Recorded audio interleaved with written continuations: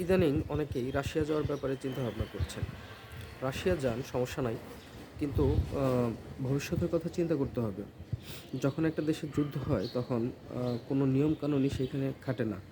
যেমন আপনারা জানেন যে ইসরায়েল লেবাননে হামলা করছে। লেবাননে ইসরায়েলি হামলায় আমাদের একজন বাংলাদেশি ভাই মারা গেছে এবং গত বৃহস্পতিবারেও প্রায় হচ্ছে ৯২ জন বাংলাদেশিকে ফেরত নিয়ে আসা হয়েছে।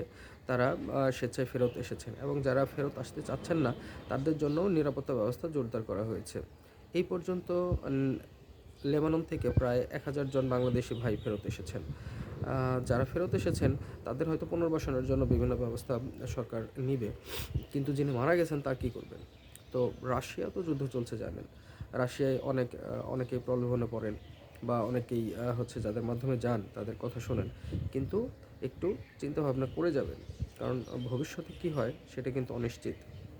তো এই কারণেই বিদেশে যাওয়ার আগে একটু চিন্তাভাবনা করতে হবে ভবিষ্যতে ওই দেশটার অর্থনৈতিক অবস্থা কী হবে, বা অর্থনৈতিক অবস্থা, যুদ্ধ শুরু হলে তো অর্থনৈতিক অবস্থা খারাপ হবে, এটা স্বাভাবিক।